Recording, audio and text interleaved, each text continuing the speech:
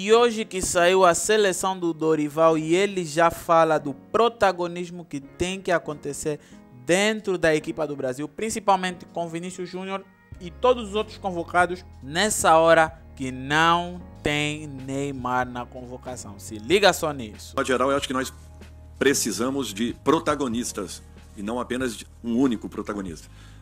Eu acredito que a divisão de responsabilidades é que vai fazer com que nossa equipe cresça, que encorpe ainda mais, que melhore. É importante sim que tenhamos jogadores desse nível juntos, daqui a pouco, se Deus quiser, também contando com a presença de um jogador como Neymar, mas até então nós temos que fazer com que dentro do próprio grupo de trabalhos aflorem responsabilidades de cada um, o principal, que todos estejam integrados e desenvolvendo o seu melhor, fazendo com que a divisão de responsabilidades ela diminua assim essa obrigação de termos sempre um protagonista à frente de uma seleção. É natural que isso vai acontecer de uma maneira normal, desde que estejamos preparados e que todos os jogadores se sensibilizem, se representem e chamem um pouco mais a responsabilidade para cada um. O Bellingham começou muito bem, teve uma queda. Não, mas se o Bellingham ganhar e o Vinícius Júnior não, aí, meu amigo, aí eu destruo esse estúdio.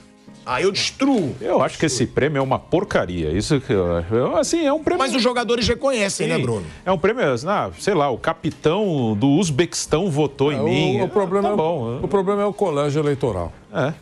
Isso se bate. A gente bate nessa tecla há muito tempo. O colégio eleitoral é que é complicado. Tá certo? Quer dizer, se vota por simpatia. Sim, por amizade. O Neymar já teve momentos melhores, evidentemente, do que ele está vivendo atualmente. E ele teve momentos muito bons. E aí ele pagou pela antipatia criada em torno de marcação, de palhaçada que ele fazia em campo, cai. Só por isso.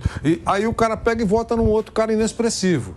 Então, o colégio eleitoral é equivocado para esse prêmio. Só isso. E aí, em cima disso, talvez a gente possa medir o nível de solidariedade que há nessa luta do Vinícius Júnior. E que ele está brigando sozinho. É verdade. Você já falou, todos nós falamos, sobre nem o próprio time do Real Madrid costuma ser solidário. Ele se vira sozinho. Então, esse aspecto pode pesar.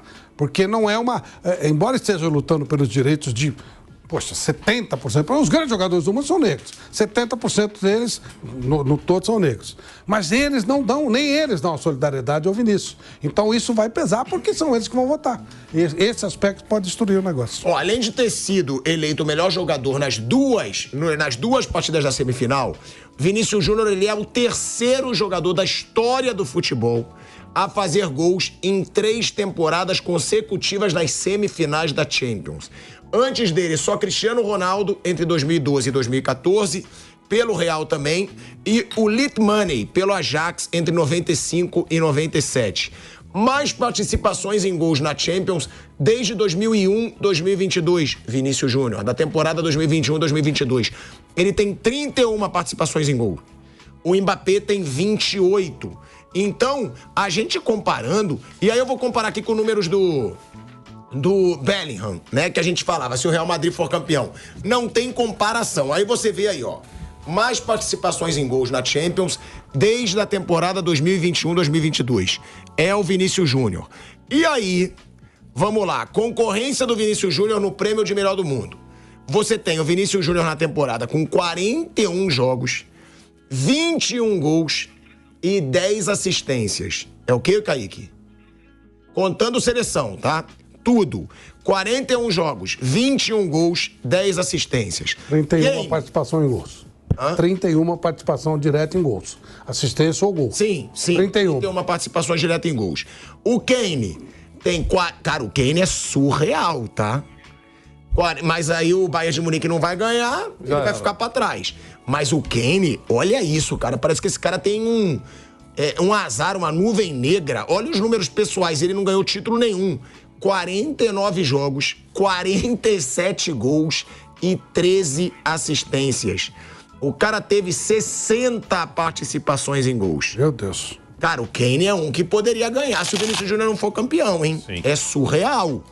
Mbappé, 52 jogos, 48 gols e 15 assistências. Um total aí, 48, 58, 63 participações em gols. Mas, ó, vale deixar claro que o Mbappé joga uma competição bem mais fácil do que o Kane e do que o Vinícius Júnior. O alemão e o espanhol são mais difíceis, na minha opinião. Sem dúvida. Corte de Diniz, foram 6 anos de Tite e 6 jogos do Diniz. É uma diferença grande, eu admito. Mas foi um desperdício em relação ao jogador brasileiro na seleção, né? O Vinícius talvez seja o maior exemplo.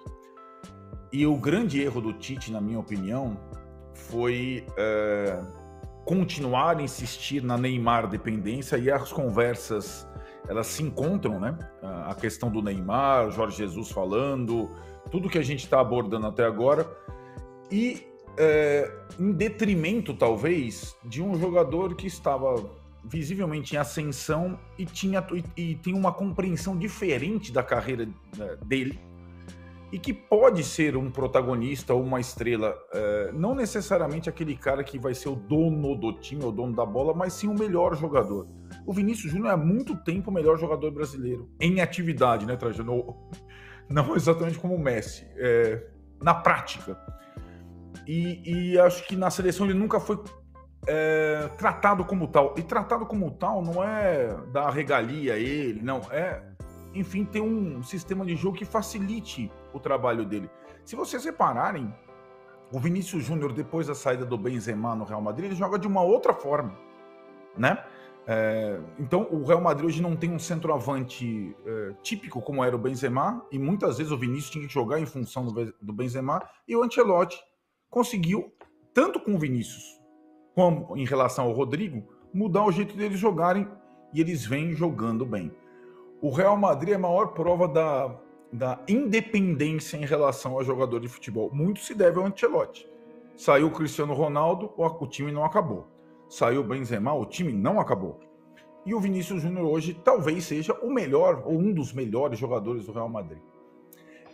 No campo, Tironi, eu acho que ele tem uma questão de perseguição por diversos motivos. Pelo estilo de jogo, pelas declarações, pela questão do racismo na Espanha, não podemos esquecer disso, né? Em todo lugar que ele vai tem essa situação toda. Mas eu acho que ele, ao dar aquela declaração depois do jogo, depois do clássico, onde ele destruiu o Barcelona, talvez ele esteja de fato refletindo sobre a melhor forma de, não digo provocar o adversário, superar o adversário. No jogo contra o Barcelona, ele fez de tudo. Ele fez os gols, ele conseguiu tirar o Araújo uruguaio do jogo, né? Que foi expulso por caçá-lo. E não necessariamente ele precisa sentar na bola, ou dar um drible para trás, ou dar uma caneta para trás e tudo mais. Se ele está se inspirando no Cristiano Ronaldo, ele tem total razão. Porque o Cristiano Ronaldo é o jogador de futebol que eu vi que mais conseguiu ir ao limite da capacidade dele por conta do trabalho.